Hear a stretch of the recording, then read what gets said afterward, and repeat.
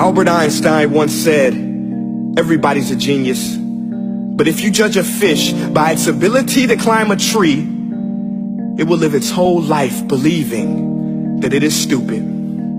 Ladies and gentlemen of the jury, today on trial we have modern day schooling. Glad you could come. Not only does he make fish climb trees, but also makes them climb down and do a 10-mile run. Tell me, school, are you proud of the things you've done?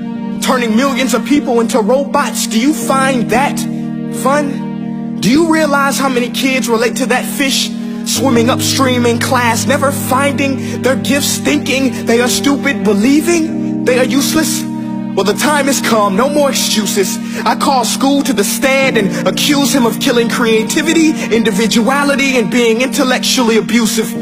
He's an ancient institution that has outlived his usage.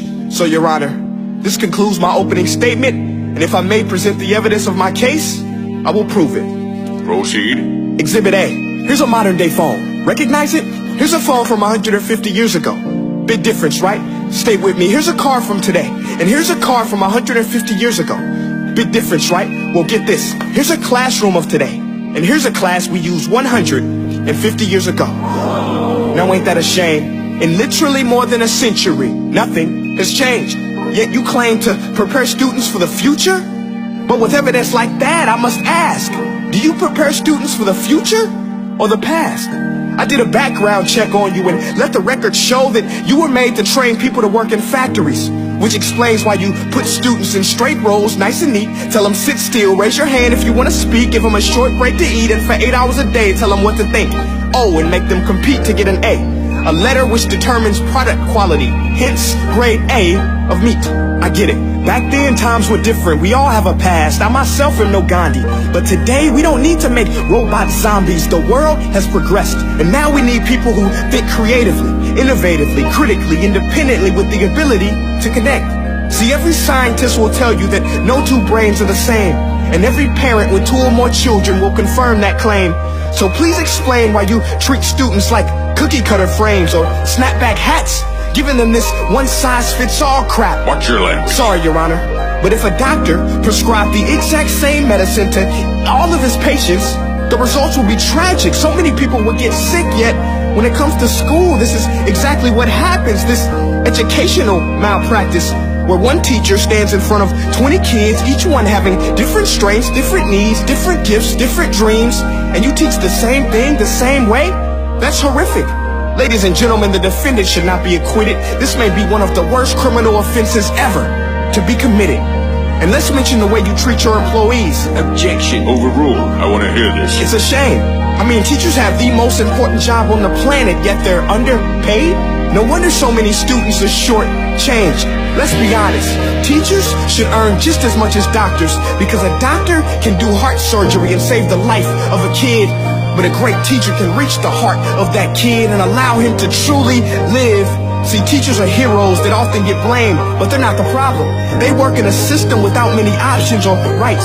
Curriculums are created by policymakers, most of which have never taught a day in their life. Just obsessed with standardized tests. They think bubbling in a multiple choice question will determine success. That's outlandish. In fact, these tests are too cruel to be used and should be abandoned, but don't take my word for it. Take Frederick J. Kelly, the man who invented standardized testing, who said, and I quote, "These tests are too cruel to be used and should be abandoned." Ladies and gentlemen of the jury, if we continue down this road, the results will be lethal. I don't have much faith in school, but I do have faith in people. And if we can customize healthcare, cars, and Facebook pages, then it is our duty to do the same for education, to upgrade it, change it, do away with school spirit, because that's useless.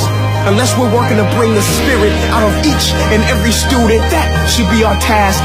No more Common Core. Instead, let's reach the core of every heart in every class. Sure, math is important, but no more than art or dance. Let's give every gift an equal chance. I know this sounds like a dream, but countries like Finland are doing impressive things.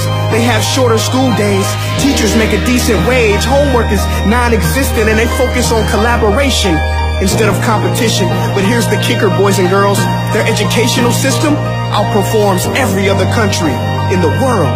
Other places like Singapore are succeeding rapidly. Schools like Montessori, programs like Khan Academy. There is no single solution, but let's get moving. Because while students may be 20% of our population, they are 100% of our future. So let's attend to their dreams, and there's no telling what we can achieve.